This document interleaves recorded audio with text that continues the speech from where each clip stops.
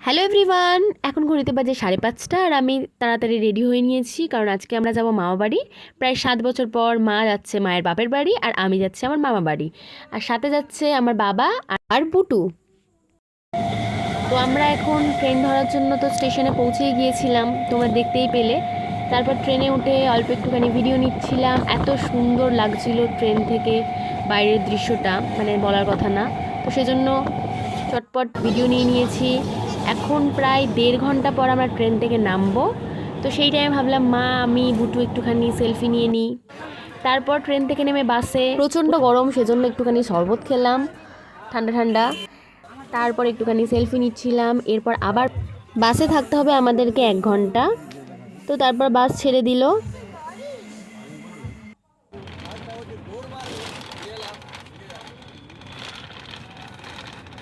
Finally এবার বাস থেকে নামার সময় চলে এসেছে। এরপর আমরা বসবো টোটোতেও প্রায় আমাদের লাগে 1.5 ঘন্টা মতো। মানে আমার মায়ের বাপের বাড়িটা, তাহলে ভাবতে হচ্ছে তোমরা কলকাতা থেকে কতটা দূরে। লক্ষ্মীকান্তপুর স্টেশনে নেমেও আমাদেরকে প্রায় 2-2.5 ঘন্টা মতো যেতে হয়। মাঝপথে আমার ছোটো মাসিদের সাথে দেখা হয়ে গেল, মানে আমরা ফোন করি একসাথে এসেছি। যাই হোক, তো আমরা সবাই এখন একসাথে যাচ্ছি। বাবা, মাসি, আমার বোনের মেয়ে, আমার বোন, মা, আমরা সবাই একসাথে। সামনে আছে আমার ভাই, মানে আমার মাসির ছেলে সুমন। তো আমরা সবাই এবারে খুব মজা করেছি, মানে ফেরার পর খুব মিসও করেছি ওদেরকে। জানি না আবার কবে সবার একসাথে দেখা হবে।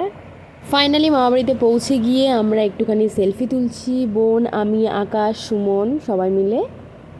তারপর দুপুরে একটু খাওয়া দাওয়া করে রেস্ট নিয়ে বিকেলে আমরা আবার বেরিয়ে পড়েছি ঘুরতে।